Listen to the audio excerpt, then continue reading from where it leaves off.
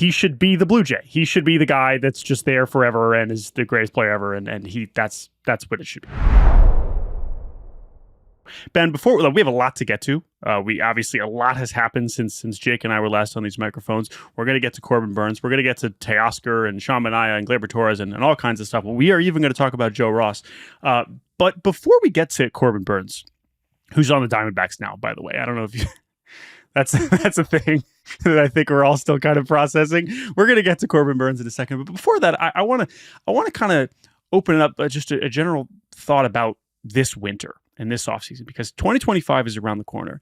And I got to say, I know there are some Blue Jays fans listening to this that vehemently disagree. I know there are some fan bases that have not had a good time this offseason. But I have to say, as someone who is lucky enough to do this for a living, and follow this on a day-to-day basis and talk about it at different intervals, I think this offseason has been wonderful. I think the pacing, I think the variety of moves. You've had the gargantuan contract that we all saw coming in Juan Soto. You've had trades that we all saw coming in Garrett Crochet, ones that we came out of nowhere like Kyle Tucker. You got prospect trades. You got big leaguers for big leaguers. You got guys signing where you don't expect them. You got guys still on the market. We still have stuff to look forward to in January. And I know every offseason we look and we say, oh, if only it was like baseball or if only it was like basketball or football where everyone signs in 24 hours and it's this frenzy. Like, this is what an ideal offseason feels like for baseball. And I'm curious if you feel the same way. 100%. And, going back to the old MLBTR days, like I remember, let's say 2008, 2009, 2010, a lot of the time the January would be really quiet. Like there might be one free agent. It might be Prince Fielder who's hanging out there, or maybe a Matt Holliday's hanging out there, Carlos Pena. Usually it's a slugger, right? Or a closer. And that's kind of it. So the drama was over with. And then conversely, in more recent years, we had Machado and Harper really on the free agent market for a long time, really dragged, not fun at all. And I think that right now we're getting into a sweet spot. And I don't know if it's repeatable. I'm definitely not holding my breath that we see this in future seasons, but it's been awesome. And it kind of feels to me like, you're watching a TV show. It's really, really good. You're like, this is awesome. There's so much action that's already happened. Then you look at the episode counter and then it says you have 5 episodes left. And you're like, what? How they're going to fit all of this in the next 5 episodes? Like, this is going to be pretty good. Right, exactly. And obviously, there could still be horrors in front of us where we end up all, frustrated about something. And there is a slugger out there named Pete Alonso who is struggling to find the deal that maybe he wants. But that's fine. Like, to me, until we get to mid-February, like I'm in off-season mode. Like I'm going a couple days at a time. I like that we have time to kind of digest. I know in this case, we got a lot to cram into one episode because it's been a while since we recorded. But I don't know. I've just been appreciative. I'm not saying that this is how it will always be. Like, I'm just acknowledging that this feels like what a good offseason should feel like. And whether that's a sign of the league being more healthy or not, like, listen, there are still a lot of teams that are doing absolutely nothing because they don't want to spend, and that sucks. And like, I'm not overlooking that. There are obviously still flaws within the system and things that are going to make certain fan bases upset. But if we're just talking, if we consider all the moves going on at once, I really do feel like it has been a pretty fun winter so far. And that is a good lead into our first topic of the day. Let us get to the opener.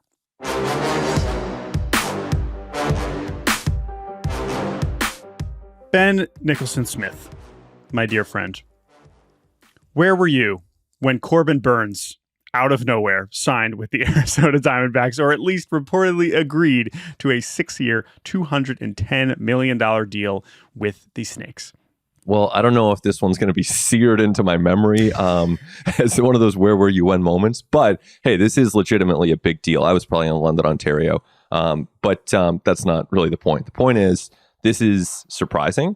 And I mean, needless to say, he is a great pitcher. And if you can get him for 6 years onto any team, like he would literally help any team. And the Diamondbacks not really considered one of the front runners for him. If anything, people thought he might go to the Giants. Obviously, Blue Jays were mentioned, Red Sox were mentioned, and the Orioles had to be considered in that mix. So Arizona was not on that list of teams. And I know we'll get into some of the reporting there from Nick Picoro, but this is a surprise. But what a pleasant surprise for Arizona, because he makes an already deep starting rotation that much deeper. Yeah, and that's the thing. I think we spend so much time in the offseason when, of course, we get reporting around which teams are interested in which players, but the obvious way to do it is you pull up the depth charts and you pull up the rotations and you say, okay, who needs the best pitcher, right? And the Diamondbacks were not necessarily on that list, but as we learn in some of the early reporting around this deal, which has not, yet gone official, and so I'm sure we'll hear more specifically from the D-backs and Corbin Burnes, hopefully at some point soon. But this was a decision that Corbin Burnes and obviously Scott Boras' agent, which we won't get into a big part of this conversation as well, that Corbin Burnes wanted to pitch for the Diamondbacks. I mean, I know that sounds very simple, but that's not normally how these free agent, biddings go, especially at the top of the market, where we are usually saying, okay, who's just going to throw him the biggest stack of money? And in this case, there were some other factors involved. Corbin Burnes had twins earlier this season. I believe that was his second and third kids, and he already lives in Scottsdale. And then you have just some incredible reporting from Nick Picoro, of course, knows the D-backs as well as anyone, basically that Burnes has been telling people he's wanted to pitch for the Diamondbacks and how cool it would be to pitch in Arizona. He's not from Arizona, but he has clearly been living there for a while. And then even more interesting is that the Diamondbacks it's not only that, we didn't know that they were a mystery team, well, technically they were, it's that they were not pursuing him. They didn't start their winter and be like, we actually do think we need Corbin Burnes, right? Like that was not how it went down. Really what it was is that at some point late in this process, as he reports, that I'll just read this from Nick's article. According to sources, the Diamondbacks were not aggressively pursuing Burnes, but rather that the pitcher's representatives came to them late in the free agent process expressing a desire to pitch in Arizona. Sources said Burnes' agent Scott Boras opened dialogue directly with Ken Kendrick, the Diamondbacks' managing general partner. Now, this is where it gets very interesting. And we're going to get to the Scobo here in a second. But this premise of Corbin Burnes deciding, okay, listen, and there's also some reporting about, lower taxes in Arizona. And by the way, that's a real thing, because if we're weighing these offers, if we're just talking about how much money these guys are actually getting, maybe it isn't as much if there was some other team out there that was offering him $30 million more over X amount of time, and there's deferrals involved, and we'll get to the opt-out in a second. But this was a like, hey, I want to come here. That is not very often how this is working. Sure, we have like reunions. We're going to talk about Manaea and Teoscar Hernandez, where guys are like, I want to stay here. Let's figure this out.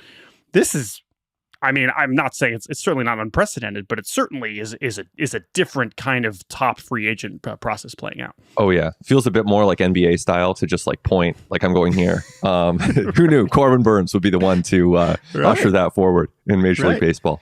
But good for him. It sounds like a great fit for him. Obviously, he can live year round in Arizona, and I look at this team right now.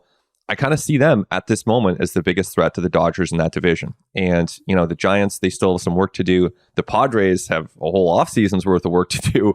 The Rockies are the Rockies. So, you end up in a situation where I could see Arizona kind of pushing the Dodgers for a good part of the season with that rotation depth where it's like, oh, not only is Jordan Montgomery now maybe pushed to the outskirts, but, Ryan Nelson, I go to the Fangraphs depth chart, who started 25 games with a 2-WAR season for the Diamondbacks last year. He's not in their projected rotation. So they have depth there, which is essential. Yeah. But again, and I think, Ben Clemens wrote about this at Fangraphs, like, yes, in theory, like, good for them. Like, just because we look at the Dodgers and say that's impossible, no one's ever going to stop them, doesn't mean you shouldn't try. And so we would love more teams to find themselves in a situation where it's like, let's not try to win 85 games. This is a move because you want to win 90 or you want to win 95. And that is appreciated and honestly a rarity.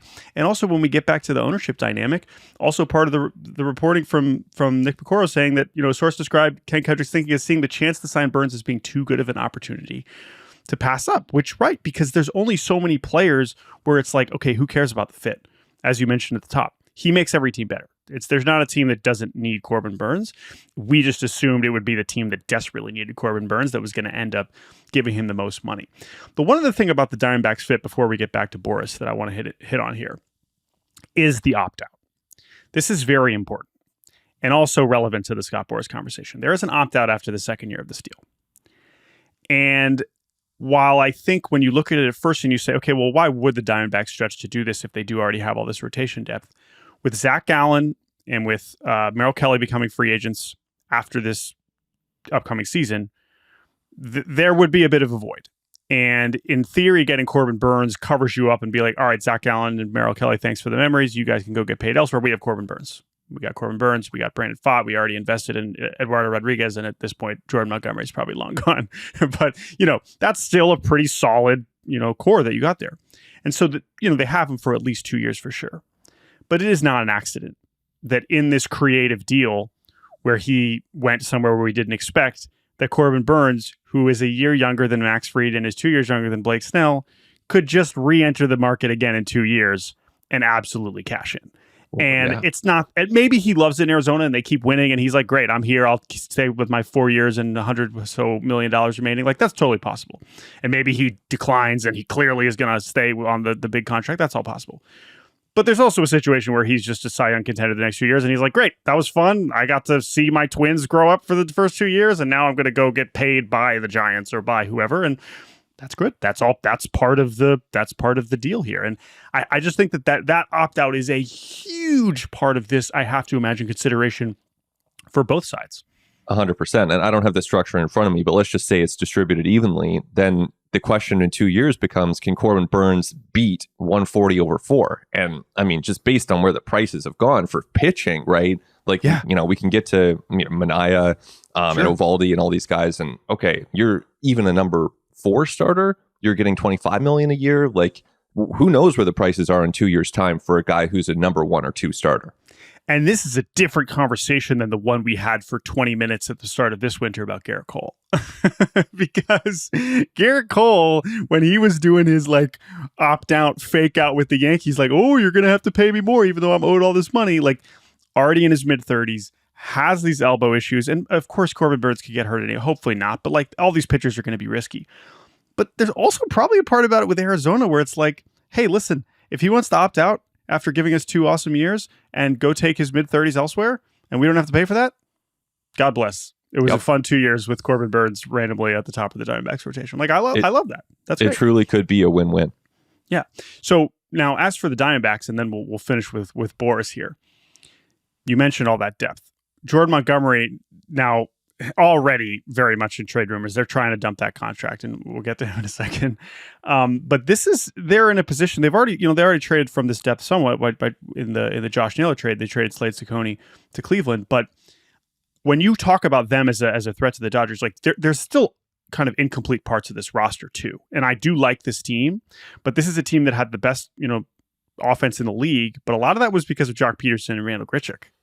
And Christian Walker, right? And they've already replaced Walker with Naylor, but the lineup does not look as fearsome as it did. And now my biggest question about Arizona for the rest of this winter is, okay, you have clearly stretched beyond what we all thought was possible financially to get Corbin Burnes, and good for you.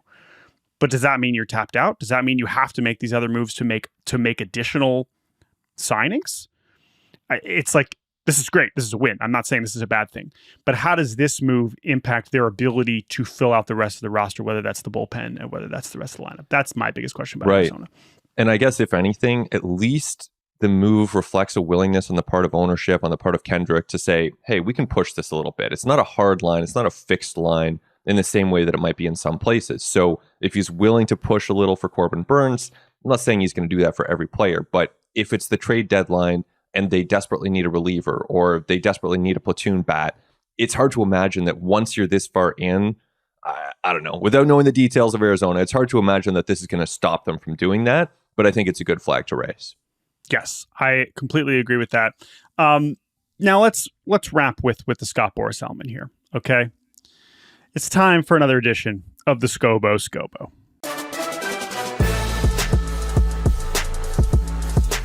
The Scott Boras scoreboard, where anytime Scott Boras does something, whether a client of his signs or he just says something weird, we have to decide whether it was a win, a loss, or a draw. And this is an interesting one to grade, my friend Ben, because on first glance, you say, oh, well, hold on a second. Max Fried got 8 years. Blake Snell got this outrageous AAV too. Corbin Burnes is better than those guys, and he had Scott Boras. He should crush the number that Steven Strasburg got. He should get 300. He's going to, with all these teams that desperately want pitching, this number should be way higher than 6-2-10. However, I think this is a dub. I think this is a win, and here's why. What just happened last year involving Scott Boras and the Arizona Diamondbacks.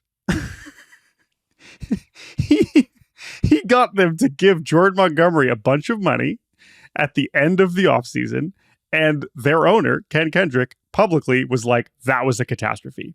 I hated that. That was bad. True. Jordan Montgomery left Scott Boras. Jordan Montgomery is still in the Diamondbacks. This is the time of this recording.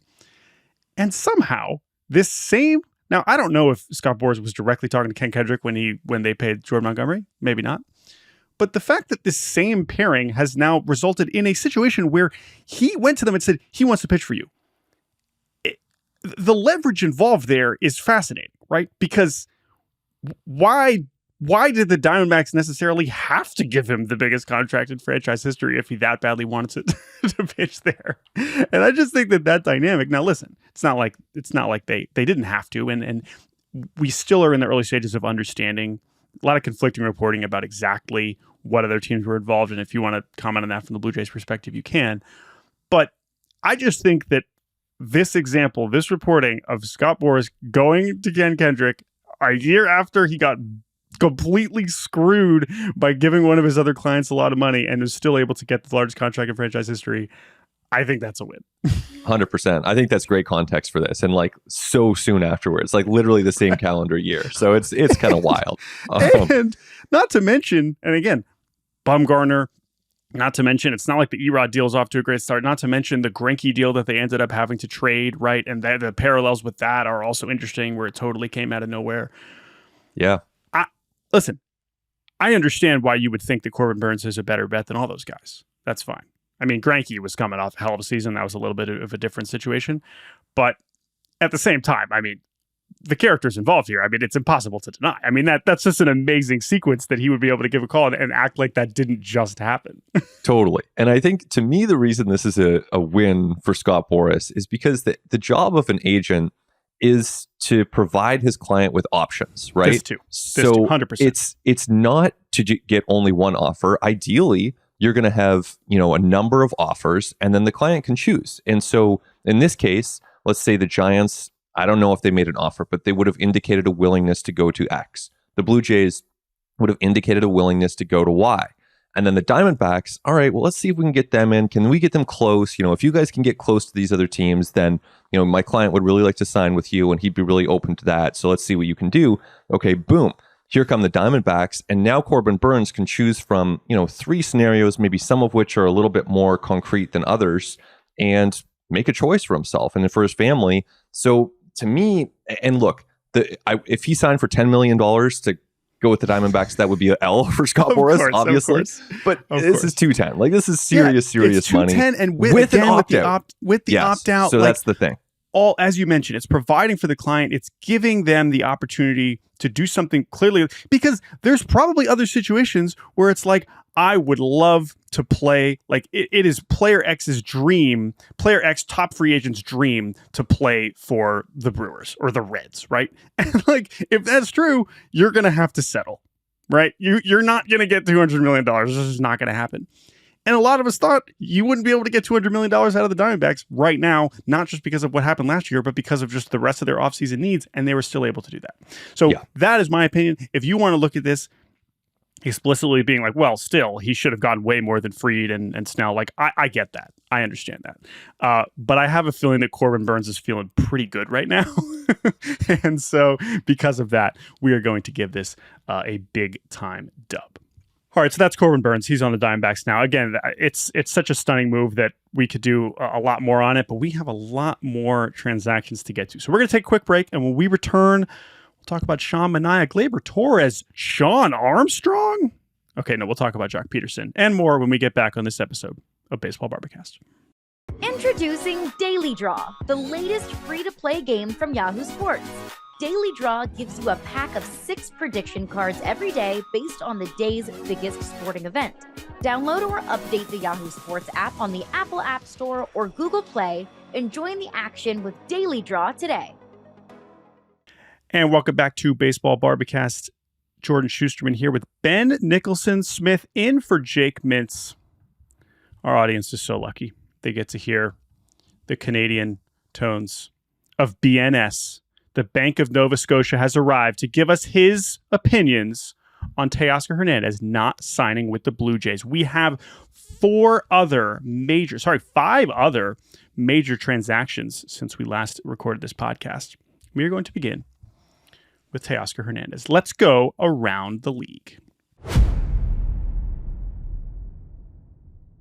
Ben, you're familiar with Mr. Hernandez. You watched him play baseball for several years in Toronto. And there was a brief moment this winter as the negotiation with the Los Angeles Dodgers, where he clearly always wanted to return to, as you can understand why, where it was like, maybe Teoscar won't go back to the Dodgers. Maybe he will return to the Blue Jays. Maybe he will sign with the Red Sox. Maybe another team could really use Teoscar Hernandez. But ultimately, after some back and forth, we have arrived at a new deal for Teo to stay with the Dodgers, 3 years, $66 million. Yes, they are deferring like a third of it. I don't care. I am so done talking about deferrals. There was a bunch of deferrals in the Corbin Burnes deal. There's deferrals in all kinds of contracts. It's not an interesting topic to me anymore. So I'll just get that out of the way. I'm not going to talk about that part. Totally agree on that, by the way. I'm out on deferrals. Yeah. And that's also firmly in the category of not a fun podcast topic. No. Really? You guys want to hear us talk about that? No, we can do better. Let's talk ball. Let's talk about Teo, the baseball player. This guy, dream season. Could you have a better 1 year deal, right? I mean, sure, he didn't win MVP, but arguably the most complete season of his career, becomes beloved on the team. He is the second most consistent, player on the Dodgers, right? With Mookie being out for 2 months.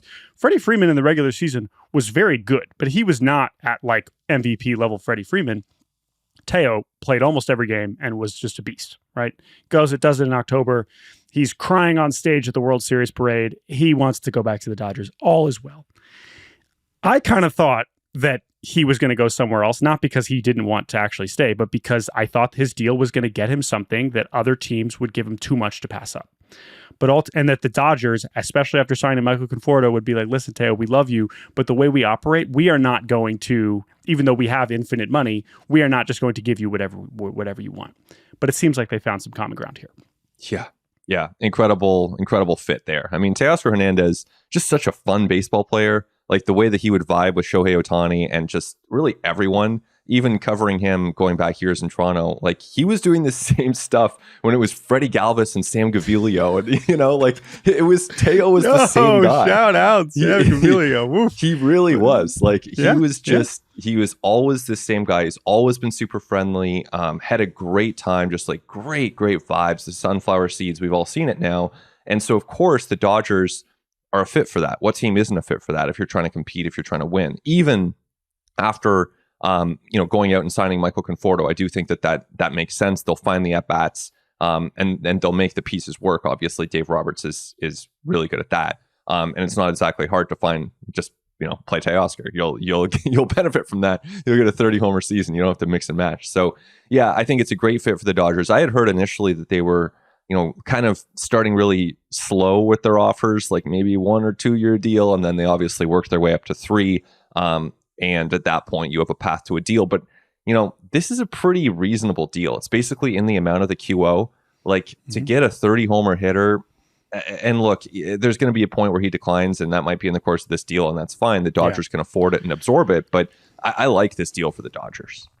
Yeah, it just makes their lineup that much more terrifying. And obviously, I'm really high on Conforto. I love that fit, and I think that I thought he was being set up to do a version of what Teo just did.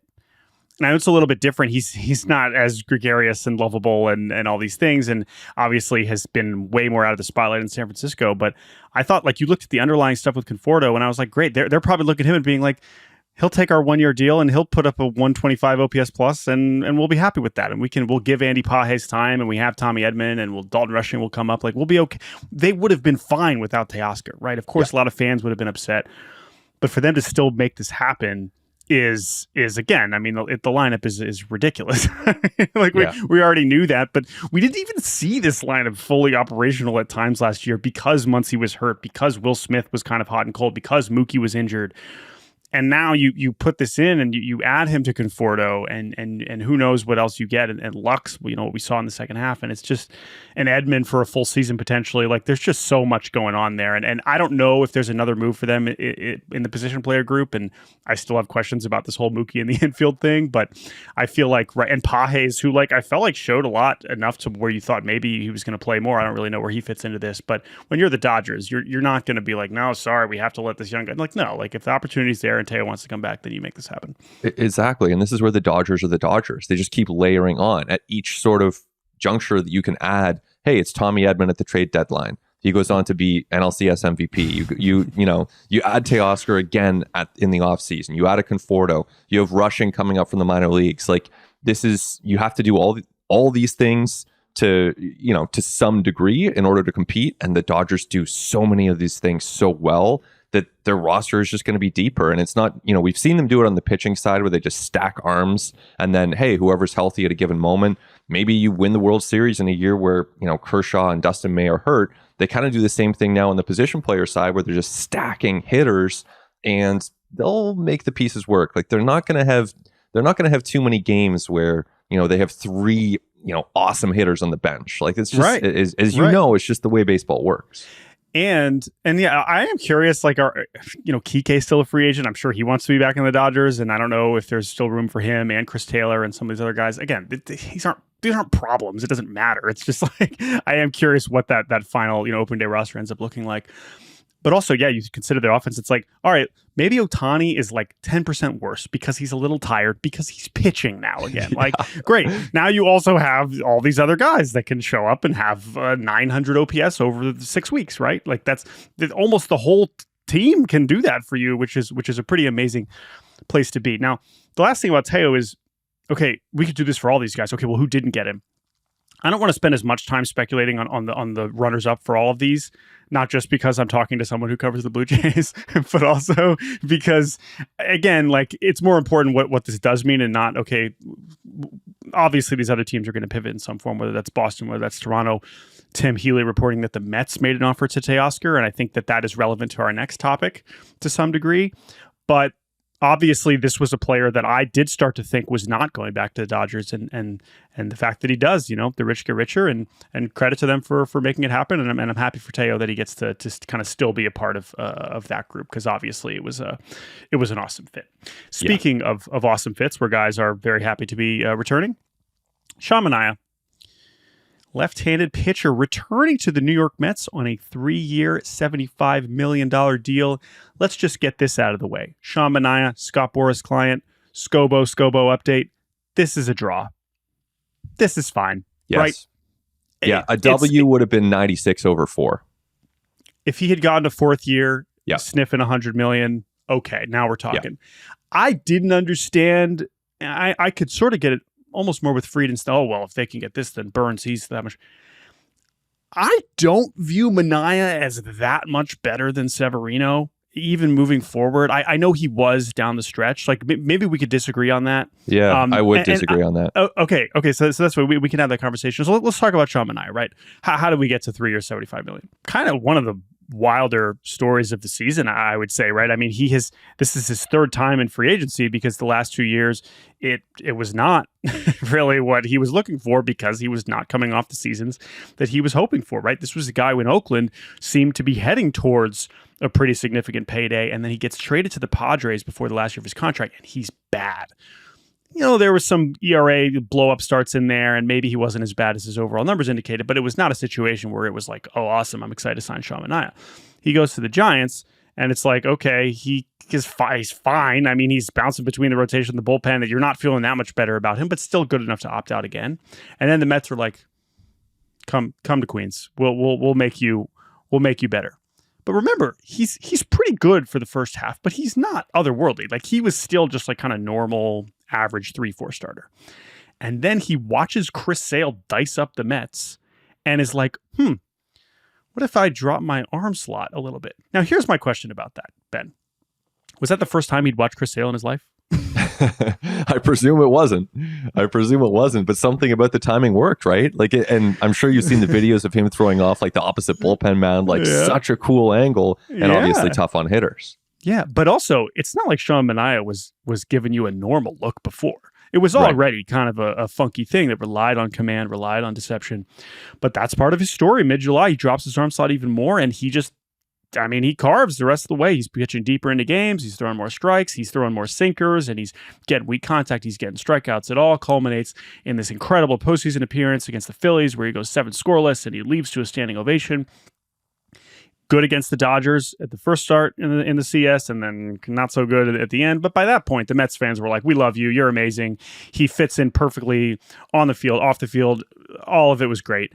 And so then you had a kind of same situation where it was like, all right, well, he clearly would love to be there. Do they view him as a priority? Same thing as Teoscar, right? Is this someone they view as a priority?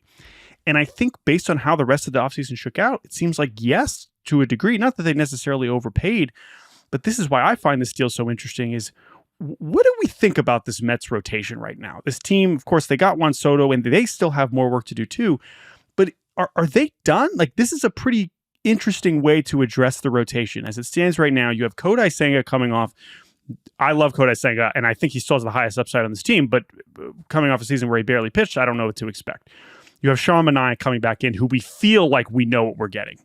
After the adjustments that he made, he gets to continue that momentum and stay there. And we think we know, but we're still working on a pretty small sample of like this version of him, right?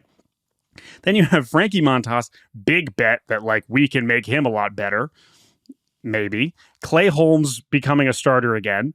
And then David Pederson, who's like good guy to have around. Paul Blackbird's still there. Tyler McGill has shown flashes of being a good back-end starter. But like, what is this the rotation of a team that I'm like excited about? Now, I guess we could have said the same thing last year, and that's part of it. But what do we make of this kind of pitching staff at this point? I think it's solid. It's intriguing. It's enough to be competitive. Clearly, the high-end upside is lacking right there. When you look at even comparing them to some more middling teams, it's just not really there. And I think that, Sean Manaea, he can legitimately start playoff games for you. Obviously, Senga can too if he's going well. Maybe those are your main two guys. Montas, who knows? Clay Holmes is a pretty big unknown at this point. So you kind of see how it looks and see who emerges in the course of the year.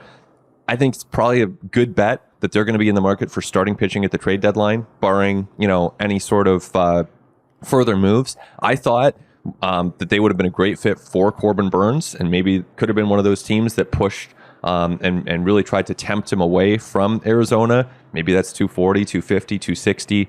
Don't know. From afar, it looked like they could have been a team to do something like that. But obviously, they have a solid rotation now. Like, I think in my mind, there's very little doubt that they can compete. But it would look better if they had an ace in there. I think that goes without saying. Yeah, and we'll talk about Boston. I mean, I like their rotation a little bit more at this point. But you could debate that. Maybe that's disrespectful. And as Jake has talked about so many times on here, having covered them up close, like the Mets have proven a lot in getting the most out of these guys. So maybe they will hit on all of them, and Manaea will be the second half version for the whole year, and Senga will be healthy, and Montas will be his best season since his peak in Oakland, and Holmes, the Holmes transition is perfect. Like, all that stuff is good. That's I mean, if all those things happen, let alone everyone stays healthy, like I don't know. That's just so there's still some pitchers out there. Maybe there is another trade to be made. I'm just interested that. And by the way, there's still some questions at the bottom of their lineup too. And the fact that they were interested in Teoscar to some degree tells me that they're probably still, obviously the Pete thing is the biggest question, still looming over their franchise. But while everyone focuses on Pete, I'm still looking at this rotation. I'm like, okay, right? Because last year we weren't thinking about the Mets. They were in this transition, but now it's like, no, you have Juan Soto. Like you should be trying to win the World Series. I'm not looking at this and being like, they are definitely trying to win the World Series, but maybe that's disrespectful, and it could still be definitely a good group. And I think Senga is just like such a massively important litmus test, right? Or whatever phrase, because like that's the whole thing. I mean, he was one of the best pitchers in baseball as a rookie, and then last year he was a complete nothing.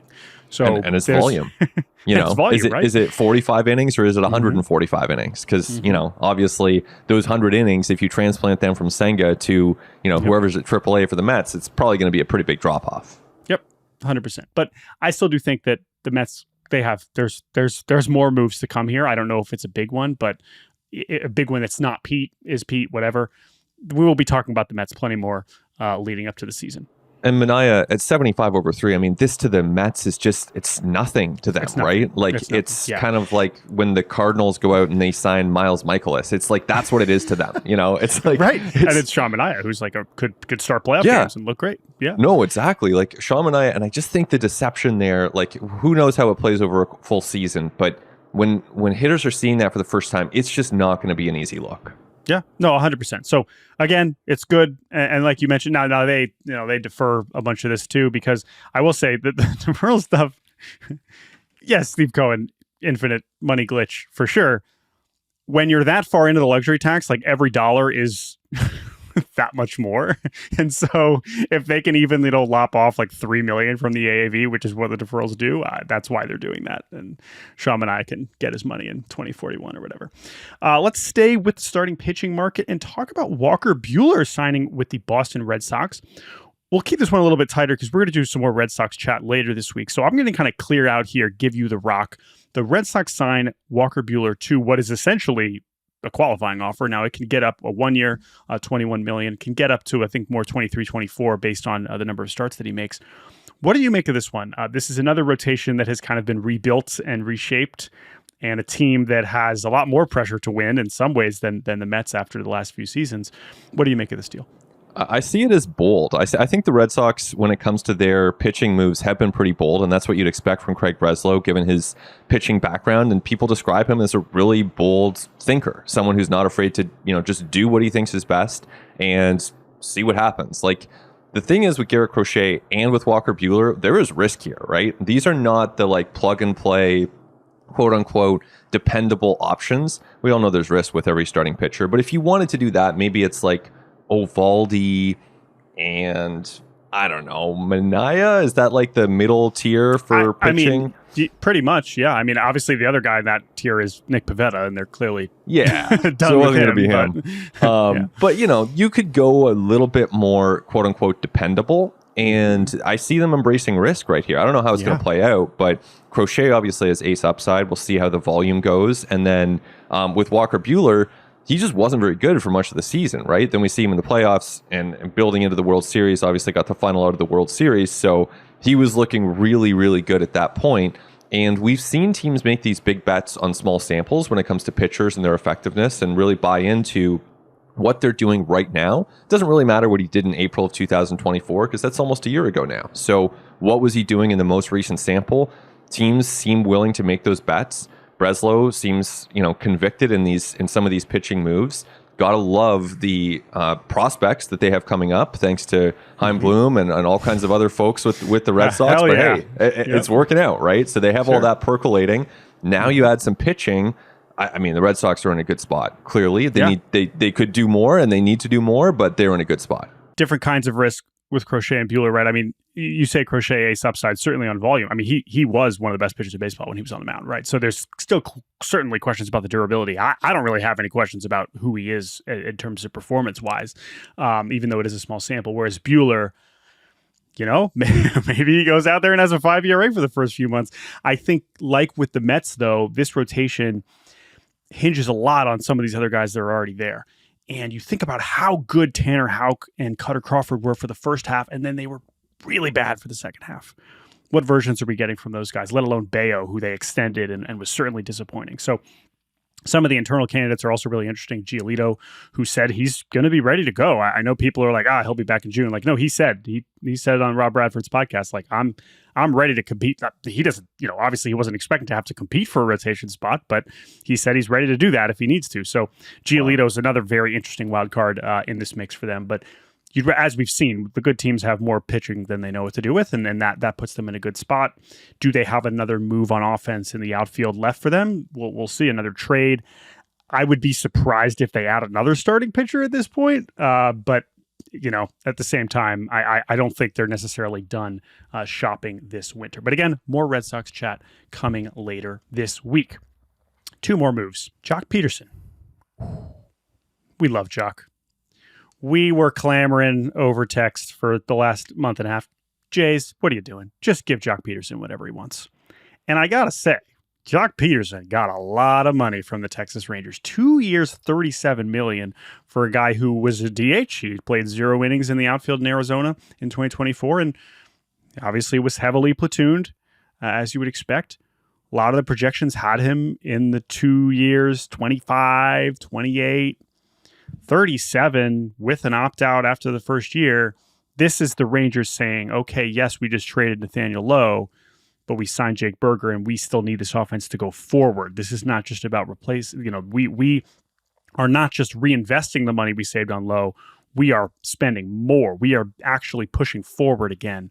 And Texas is now a very interesting team. Their team I highlighted at the beginning of the winter as a team that I was just curious what direction they were going to go after a really quiet offseason after their World Series. What do you make of this fit? I love it. I think Jock Pederson kind of as the ideal prototype of the lefty slugger who just destroys right-handed pitching, can hit you a big home run, can hit a home run off of really good pitching, has done it in big spots before, still is relatively, in his prime. I just love this move. And I think that, if you go by dollars per WAR, this is never going to be the best bargain of the offseason. Yeah, it's 2 years for a DH. It's a lot of money, but it's not really that much money, right? Like it's the same dollar figure as Clay Holmes or, I'm sure some of these other relievers, like Carlos Estevez is probably going to get the same amount. Like Jock Pederson impacts your team, right? He actually has a positive impact. And so end of the day, the Rangers might not be the most efficient spenders, quote unquote, but they have Jock Pederson. So I think they're pretty happy going to bed at night knowing that when a right-handed pitcher's on the mound, you're going to have a weapon. Whether he's starting the game for you or coming off the bench, that's someone you really want on your team. And I just really like that move as a result. We have not had Jocktober since 2021. That's right. It's been too long. It's been too long, but that brings up the question about this Texas Rangers team. I can understand when you add him to this lineup with the names involved, you'd be like, oh man, look at this lineup. Now, I caution everybody that we just did this last year after their World Series, and we were like, whoa, boy, you had a full season of Evan Carter and Wyatt Langford, and oh man, this team's going to be unstoppable. They were very stoppable. And you look at this team now, and it's like, okay, I feel Semien, great. Seager, awesome, one of the best players in the world. I love Wyatt Langford. I think he'll continue to be great, and I believe in Jock. Adolis Garcia, huge question mark. Like, I don't know what in the world to make of him after his past season. Josh Young, love him, hasn't been able to stay healthy whatsoever. How good is he? We have not been able to see him play consistently. Evan Carter, massive question mark. What is he on offense over a full season facing lefties? Is he healthy? What is he? Jake Burger, I like him, but that is a very specific kind of player type that will impact your team, but obviously has some limitations. And then Jonah Heim is coming off of kind of a disastrous season and is the reason why they signed Kyle Higashioka. So there's still a lot of reasons. I mean, there's still a lot of good upside is absolutely still present. But there's a lot of guys here that still have a lot to prove. And the bigger question is this pitching staff, I also don't know what to make of. Yes, they bring back Eovaldi. Their bullpen additions so far have been Jacob Webb, Sean Armstrong, Hobie Milner, and Robert Garcia. None are, household names. One or two of those guys will be very good. Two of them will be very bad. That's just relievers, and that's fine. I'm interested in this rotation. Eovaldi, DeGrom, John Gray. By the way, Jacob DeGrom starting opening day, folks. Let's not. Yeah. Was there any doubt? So let's just talk about DeGrom here for a couple minutes. Are we, I'm probably guilty of this. Like, I look at this pitching staff, and I'm like, this is ridiculous. Why am I taking this team seriously? And then I'm like, wait a minute. Jacob DeGrom's like the best pitcher in the world. Yeah. Yeah. But is he? I think, I hope, I don't know. And so DeGrom is just like this thing where it's like, well, yeah, if he's the best pitcher in the world, then this rotation is going to be fine. And if he's not, then we have a lot of the same problems that we've had over the last couple of years, even when they did win the World Series. Yeah. And I think too, there's uncertainty further down too. Like Kamar Rocker, is he going to step up and give them 20 starts with a 3.4 ERA, or is it going to be 8 starts with a 5.6, right? It's and he's really in the bullpen, right? Who knows? Or Jack Leiter. It's hard to know. So I think there is a lot of uncertainty here. I think to me, they're in this bubble group of teams. They're not clearly out of it. Like obviously your White Sox. But we're talking about a league where the Tigers and the Royals made the playoffs last year. And, I know maybe we'll get to some Tiger stuff in a minute here, but I don't necessarily see the Tigers and Royals as like these unstoppable forces that are destined to return to the playoffs. Like the Royals have done very little. They acquired Jonathan India. They've extended Michael Wacha. That's been their offseason so far, right? So silent since then. Yeah, there is room to displace one or both of those teams. And so could the Rangers be one of those teams? Yeah, I'm not counting on it, but I think it could happen.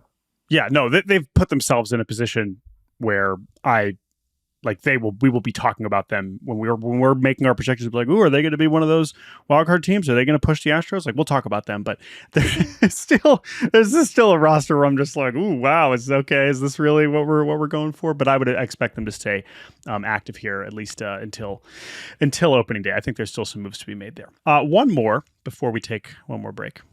Gleyber Torres. I felt like I was the last believer in this guy. Everyone, and by the way, the market reflected this. I know there was some reporting that he had larger deals on the table than the 1 year, $15 million that he gets from the Detroit Tigers, and he decided, hey, I'm one of the youngest free agents available. I am going to try to have a good year in a talk about change of scenery, right? Finally not on the Yankees anymore, where he was having a good time, but it seems like the Yankees were not having a good time with him on the team. I know a lot of fans are like, great, good riddance. I understand that, but I also think that there's clearly still talent here, and someone who not that long ago was one of the best offensive second basemen in the league. And he's saying, great, I'll just hit the market again next year after a big year, and then I will get the deal that I'm searching for. I understand why I'm not getting the bigger offers. And Detroit is an interesting fit. Obviously, it kind of creates a domino effect in their infield. They've already said they're going to be moving Colt Keith, who spent most of his rookie season at second base. He'll be playing first base. What does that mean for Torque? I like Gleyber. I think Gleyber is going to be good for them. I think there's still a lot of questions about what this lineup really is, and maybe they are still trying to add to it, whether it's Bregman or someone else. But I don't know. I'm just a Gleyber believer, and I think that a year from now we will be talking about him getting a multi-year deal from somebody else. Yeah, I would agree with that. I think it's a good deal for the Tigers. Like, even if he was going to take a 1 year deal, I honestly would have guessed it was more like in the QO range. Sure. We saw Marcus Semien do that few years back now. So I would have guessed that a 1 year deal might be 21, 22, something like that. In any case, he helps deepen an offense that really needed it. I mean, we saw a lot of Wencel Perez and Matt Vierling in big moments for the Tigers down the stretch and in the playoffs. So it worked for them, obviously, but having an established hitter who's going to be, let's say, a 2-WAR player, he can hold his own at the plate, hit you 15 or 20 home runs, that's a really good thing for this lineup. And I still think there's room for one more, hitter, whether that's a Santander, whether that's a Bregman. I don't know if they go quite that big. It'll be interesting to see. I still think they could use pitching after adding Alex Cobb, who, what an interesting contrast that those are the two ads, both 1 year, $15 million. So strange. It's very strange. And yeah, I still think that there's enough rotation uncertainty here. You don't want to count on them having to do the, opener mix and match thing that works so well for them down the stretch. I just don't think you can do that sustainably. Even with AJ Hinch at the helm, I think you need more. So I think more pitching, more hitting would help here. Totally agree.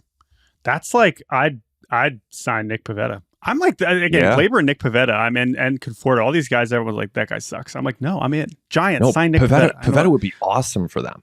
Yeah. And they've done some really good work with pitchers coming over there, right? With Jack Flaherty coming over there. So you would think that they have, a pretty strong pitch that they can make with their pitching infrastructure and pitching coaching. Because they need bulk, and that's why the Cobb deal is just so mind blowing. Yeah.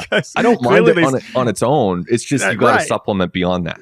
Right. That can't be your only pitching addition. So let's see if the Tigers stay busy, but I am pro Gleyber. I don't know if Jake would have been on here having watched him up close a lot more in New York and been like, no, not for me. Obviously, that's how the Yankees felt. And I can't believe that was even like a news cycle yesterday where it was like, Yankees didn't offer Gleyber Torres a contract. I'm like, yeah, duh. They've been trying to get rid of him for 2 years while also simultaneously batting him leadoff all throughout the postseason. Very weird dynamic there with Gleyber and the Yankees, but that is over. So good luck to Gleyber in Detroit. We're going to take one more break, and when we return, all you lovely Canadians listening to this, buckle up. It's time to talk Vlad Jr. We'll be right back on Baseball Barbacast. Welcome back to Baseball Barbacast. Jordan Shusterman here with Ben Nicholson-Smith, and I was not going to invite Ben on here and not have him speak on behalf of the Toronto Blue Jays. No, I'm just kidding. But Ben covers the Please Blue Jays. no. Of course he does. Please, of course he does. let's not do that. He's going to speak on behalf of Ben Nicholson-Smith. That's all right. I brought him here to do. Speaking for one, folks. He has been talking ball for the last 50 minutes with me, and I've had a great time. But now it is time for him to give me some answers, some insight into the Vladimir Guerrero Jr. and Toronto Blue Jays extension discussions. We had a bit of updates here, courtesy of Vlad Jr. himself, who went on a podcast in his native Dominican Republic and spoke about the situation very openly in a way that you basically never hear, right? Like, I would say 98% of extension discourse is, we're going to keep that private, or that doesn't benefit me, or like either from the team or player side, like that's between us and whatever. Vlad's like, here's what's going on. I've often said that Vladdy could never be a major league manager because he wants to challenge every play. Now we can also cross off GM because he just leaks everything. So it's a good thing he's a great player. Okay. So he is a great player. So Ben, what did we learn? What did we learn from this podcast appearance? That is relevant, and I think even with all of their failed pursuits of top free agents, this is still the most important thing for the Toronto Blue Jays for the next month plus. So let's talk about it. Where are we at? Yeah, exactly. So I mean, this is the decision negotiation that will impact the next 10 years of this franchise, one way or the other. He's the best player, and he's about to be a free agent. So. It was very interesting to hear this interview with Abriendo Sports and see it too, right? You can watch the video clip and see him discussing this. He shared a lot of info about where he's at as far as extension talks. The talks are ongoing, he said. He said that there's a deadline in place, which will be the first day that pitchers and catchers report for a full workout in Dunedin, Florida, coming up in February. So that gives the Blue Jays about 6 weeks time to get an extension done, or he's going to hit the open market and be a free agent, listen to offers from all 30 teams this coming fall. So that's the timeline that's in place. That's new information that was not out there publicly until Vladdy said this on the interview. He also said that they had offered him $150 million a few years ago. That didn't get it done. He said that there was a $340 million offer in that neighborhood. He said that it occurred in the course of this offseason. That's believed to be before the Soto deal for $765. So clearly talks are ongoing. Clearly that number is over 340. I think that's pretty obvious given that he declined that. And we'll see where it would have to land, right? This is really the interesting discussion, but the stakes are super high for the Blue Jays, more so than for Vlad Jr. I mean, they're high for him too, because if he goes out there and he has kind of a tepid season, then it's not going to be great for him and he might, not get quite the deal that he's looking for. But end of the day, Jordan, this guy's 25 years old. 25. So he is in a great position to get a massive deal. This is the other thing about his honesty here, and this extends back just before this offseason, and is also a bit of a difference when we're talking about these situations where players are normally playing it as straight as can be. I'll listen to offers and we'll see where it goes. Do you believe him when he says he wants to be with the Blue Jays? I do, but you would know better than me. Yeah, I believe it. I think that, I've been around Vladdy his whole career since he signed as an amateur, and certainly his whole major league career in Toronto. He genuinely seems to like playing in Toronto. He seems to enjoy his life, and including being in Toronto. So I think that's true. I will add to that. I sense a comfort if it needs to go down that path, that he would be comfortable hitting free agency too. He's not saying that part, 100%, but I think he would be comfortable, as he should be. As he should be. However, I do think that the reason I feel strongly about this, and we could just go back and forth, what's the number? What you have the guy. Like, he's there. You've had him. You've developed him. He's happy. He loves being a Blue Jay. He's been a Blue Jay his whole life. Like, they've spent these last few off seasons chasing these just wild swings, right? I mean, whether it is an Ohtani, whether it is Soto, right? But like, they're trying because they're like, that's the guy. We have to go all in on that. Like, he is worth it. But you already have one of the guys that I believe is worth it to build around as a franchise player. Yes, he's a first baseman. I get that. Yes, he has had some ups and downs. But as you mentioned, he's 25. it's not, to me, like the situation is right in front of you. Like you have the franchise player, you have developed him, you have brought him in, you have seen him rise to become one of the best hitters in the world. And he says, there is a way that I can be here forever. I can be the greatest Blue Jay of all time. Like it's right there. And if you're not able to land these other, to go all to extreme degrees to lure someone to Toronto and they'd be like, oh no, how can we not bring these guys in? He's right there. And I mean, sure, I guess it's unreasonable. We said who would be a bad GM. Yeah, it doesn't make sense to give him whatever he wants. I would be pushing so much harder, and I really hope they do. I've been saying this for like 2 years now. Stop worrying about, just make sure you have this guy in place, because if he's gone, you are in a very dark place as an organization. And while there are still a lot of questions about everything around him, and I'm sure he has those too, there's a number here that will get him to be a Blue Jay for life. And I hope that they get there, because you have the thing, and I don't think you should be overthinking it to that degree. Of course, there's a negotiation involved, and I know it's going to be uncomfortable to go to $500 million. I just feel like if you're already willing to spend it on guys that you don't have as your guy, to me, it's like, come on, let's just do it. And I don't know that I don't think they would have to get to 500 million.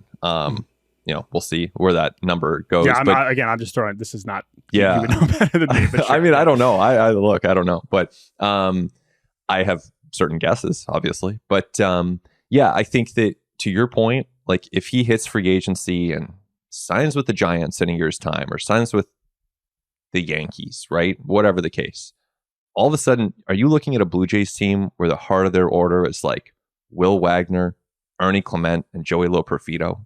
Because that's you got to, this is a tough division. Listen, and I love with Alan all due Rodin. respect to those guys. With all due respect to those guys, I'm not trying to dunk on anyone here, but I just mean like Vlad Jr. Like this guy is a different level of offensive producer, and it would be one thing if like when Jose Bautista hit free agency after hitting the bat flip, and he was like 34 years old, and it was like, here he's this iconic part of the franchise history, and should the Jays extend him, pay him what he wants, whatever the case. There was a whole discussion around that at the time. And I get that, and there was a case to be made for signing Bautista and Encarnacion at that time. But we're talking about someone now who's 25 years old. His first season, once he signs his free agent deal, will be age 27. There's so much more prime time left for Vladdy, and there's a downside risk that he becomes Prince Fielder, and there's no production after age 27, 28. And of course, that would be horrible. But you have to trust at a certain point your team of physical therapists and your team of trainers and strength and conditioning people to get the most out of these athletes, and you have to trust the player. And if you don't do that, maybe blow it all up and trade him. But I just, if you trust him at all, like I think there's a clear path to building around him. And to me, I think that there is still going to be some level of calculated risk, as I basically have to imagine there isn't literally any extension of this magnitude, whether we're talking about Fernando Tatis Jr. or Julio or Bobby Witt or whatever. Like some of those extensions immediately look like underpays, and some of them immediately look like overpays, and whatever. That's when you're talking about deals of this magnitude, that's part of it. But as you mentioned, the stakes here for Toronto as an organization are just so massive. And that is where Vladdy's leverage is and where he should keep it.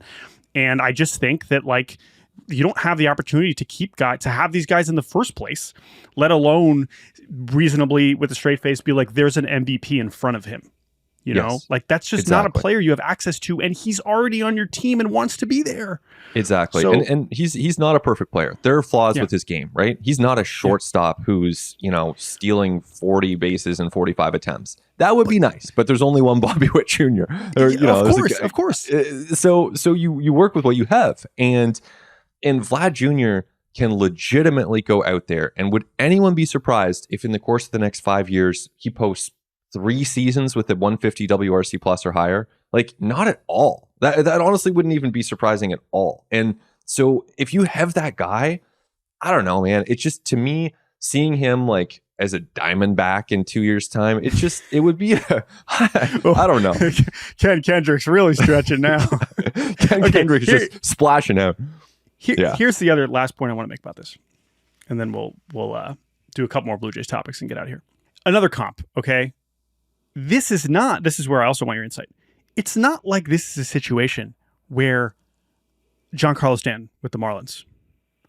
Okay, he's amazing, generational offensive performer. Here's a, gigantic contract. And now like we're like underwater. We like can't even function financially because we have the Blue Jays can afford this, obviously, right? Not only can they afford to just do it right now, but like it should not hamstring them for the next 10 years. Look at their money on the books. Their the big thing. Commitments on the books are like Jose Barrios and Gabriel Rodriguez. Like they're fine. So it's like if he's the guy making $40 million for the next 10 years, great. Like that, he should be your highest paid player anyway. Yeah. They're and a then CBT team. They should be. Yeah. Like so it's not. That's the part where the risk is. Yes, of course, there's risk in giving any player that much money, but it's not a situation where it's like, well, okay, we paid Vladdy, now we're done, we're tapped out. Like, no, it should be the opposite. If anything, it should be motivating you and him and everything to really, build something. No, and that's really where And so that's really where I feel like this should not be that difficult, but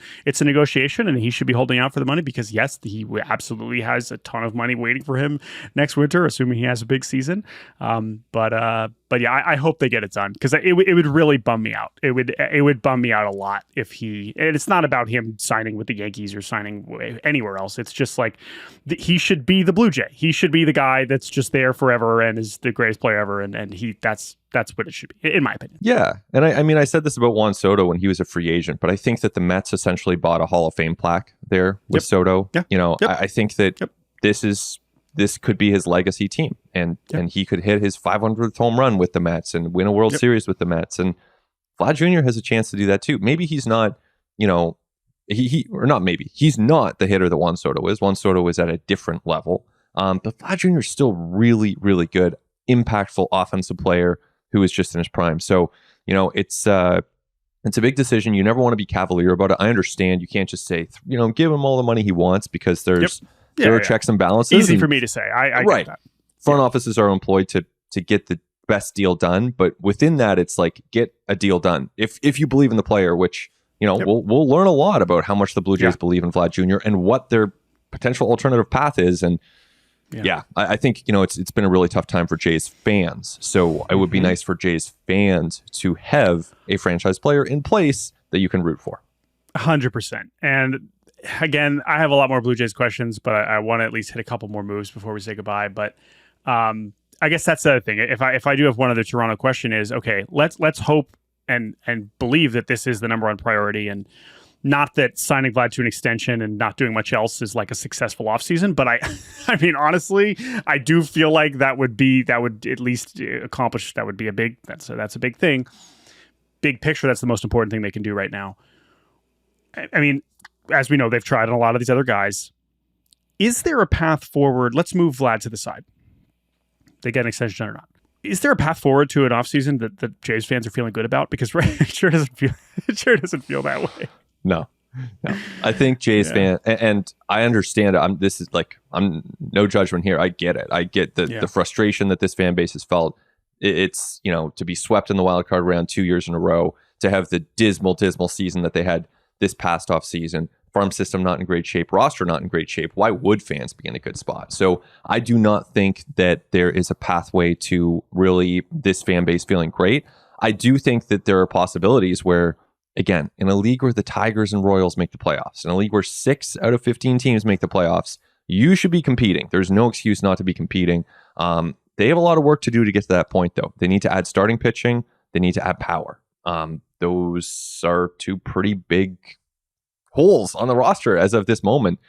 If they can do that, maybe, let's just brainstorming here. If it is a Santander and then you trade for Steven Matz, for argument's sake, I'm not saying that's like super exciting, but you can kind of compete in that scenario.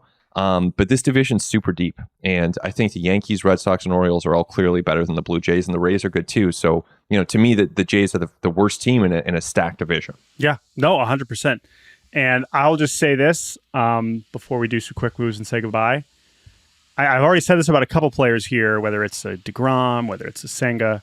Bo Bichette is just beyond fascinating for 2025. I mean, he's his own conversation. We're not even talking about him in an extension conversation, trades, whatever. He is just so interesting going into next year and so important. both of those things. I mean, just so many questions about Bo Bichette. I imagine it is something you have been grappling with too, but he's just someone that when I look up this roster, I'm just like, man, what is Bo Bichette? And I imagine that's something you've thought a few times at this point. Totally. And I think that Bo Bichette's poised to have a really good year. He dealt with a bunch of injuries last year, but he's said to be recovering well in his walk year as well, in his prime.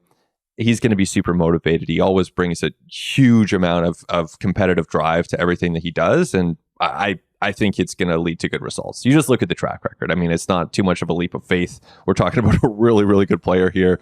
So I think he's got a 280 average and probably a 3-WAR season coming up in 2025. Ben, if not better.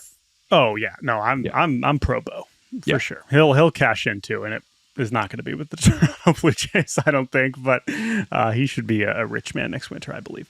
I know we have a bunch more moves, but we are running long, so I'm going to pick just one of them because I want your Toronto Blue Jays opinion. I'm going to save a lot more for Thursday, so we'll talk about Eloy and McCutchen and Josh Bell and all those guys later. The Phillies signed Joe Ross. I'm not asking your opinion about Joe Ross. I'm asking your opinion about Jordan Romano because this seems to be kind of the last move for the Phillies. Joe Ross is like filling the swingman role. Their pitching staff, obviously after trading for Luzardo, but their bullpen now, it seems like they're done with Jeff Hoffman. And their bet on Jordan Romano is really interesting to me. So obviously his end of his very accomplished tenure in Toronto was a little bit disappointing. What is your confidence level in him? Were you surprised that they are really banking big on Jordan Romano? I don't know. I know they have other closing options, but what did you make of that move? I see it as no such thing as a bad one-year deal. I like it for the Phillies. I like Jordan Romano as a competitor, as a pitcher. As a Canadian. No doubt. Markham, Ontario's own. And very, very accomplished closer, over 100 saves in the big leagues. One-year deal. I like it for the Phillies. Now, you compare that to what Jeff Hoffman did for the last couple, especially for the last year in the bullpen, it's going to be tough to match that. Like, they're losing a lot out of that bullpen. We'll see what that means. I know they've added to their rotations, so maybe they can make up for it there. But it is, I mean, I don't think it's a sure thing, just given the way he had arthroscopic surgery for anyone who wasn't following in July, didn't come back to the major league. So there's a little bit of health uncertainty here, but he was said to be throwing well in bullpens leading up to the deal with the Phillies. Obviously had interest from other teams. And so he's on the right track, probably to start the season healthy and to be a factor in that bullpen from day one. But I think the risk is probably priced into that deal where it is a one-year deal. Otherwise, he's probably talking 3 or 4 years. Yeah, just an interesting, obviously poorly timed, because with relievers, it's just so not random, but just, what unpredictable when they have their best season and when they're healthy and all those things. And obviously for Romano, the timing didn't exactly work out, but I can see it now in 2 months. The Phillies will be in Dunedin playing spring training, and in comes Jordan Romano for the 4th inning, and the crowd gives him a nice little cheer. You might even give him a nice golf clap in the press box. I think you can lock that prediction in. I'm not going to be clapping from the press box on that one. No. But too much I will. Professional. You got to pick that's not going to be the moment. That's true. But yeah, that will happen. Lock it in. For anyone who made it this far on the podcast, Jordan just delivered a lock it in prediction. And listen, that's why I had to finish with that, because whenever Ben and I are at a game together, World Series, whatever, we are making some of the most ridiculously specific predictions. We didn't go nearly far enough off the board here. No, we didn't. I saved everyone. I just want to see, now I want to pull up Blue Jays spring training schedule. I want to call it. What do we think? Because close. He doesn't have to come in the 9th. He could come in early. He could start. He could maybe start the. Okay, let's see. Where are they playing the Phillies? Okay, here we go. February 26th. Yeah. Wednesday. But what if they ramp afternoon. them up slowly? Oh, that's true. All right, let's go a little bit later. I think later. All right, okay. March 21st. Yeah. Split squad game, but we're at home. Yeah. So we have some of the guys. Short bus ride over. He makes it. Right. So we have the Phillies, Jordan Romano, 3rd inning. This is at a Friday afternoon. He's going to come in the 3rd inning. Yeah. And there's just going to be kind of an acknowledgement of like, oh, there's our guy. Oh, the crowd Romano. will. The crowd will love it. The crowd will love it. The lively Dunedin crowd. Yeah. You've got so wait, what, fourth inning? You still got some regulars in at that point in spring. Like they're trying to get their ABs. But you want Romano facing yeah, exactly. So I think you got to get him ready for high leverage. Yeah, you might be seeing like an Addison Barger, Jonathan Clase, Tyler Heineman trio. Like we're talking big leaguers here. We're not talking prospects. I don't know. Like these, those guys are honestly competing for spots. Let's add in this. Ready? He faces Vlad fresh off the extension. Boom. Wow. Wow. Romano versus Vlad in Dunedin after Vlad gets an extension. That is my official prediction to finish off this episode. There's just a couple Canadians playing ball. I'm here for it. That's exactly right. Future maybe Team Canada will eventually get Vlad to play for them. All right. That's it. Once Freddie Freeman's retired. That's it. We are done. We had more moves to get to, but who cares? Ben Nicholson-Smith of Sportsnet, you have done your job that I asked you to do very last minute so well. I look forward to doing it again a year from now when Jake is in God knows where. He's in Madagascar, and it's like, oh, sorry, Jordan, you got to find a co-host. And I'm like, well, I know who to call. Exactly. Whenever Jake is like 7 to 9 time zones away and you need someone to break down moves, call me up. I'm happy to do it, Jordan. So thank you. And thanks to the listeners of the pod as well. Of which you are. Will you be listening to this? Of course, a loyal listener. Well, I might skip this one. But when it's you and Jake, I listen to, I'm going to say 90%. There's the odd episode I can't get to, but I'm going to say 90 to 95%. I'm familiar with the Scobo. Yes. I'm with you guys. Well, I'm sorry that you don't have an episode to listen to. I know. For this week because you did it, but I appreciate the time. Everyone should go follow Ben on whatever social media platform and let him know that his Jay's opinions are very good because they are. Ben, you're the best. Producer Andrew Hartz, thank you so much for making this show possible. You can email us at baseballbarbacast@gmail.com. And we'll be back on Thursday in 2025. Jake will not be there, but I will, and I am very excited. So thank you all for a wonderful year of podcasting. Thank you all for listening. Have a good new year, and I'll talk to you on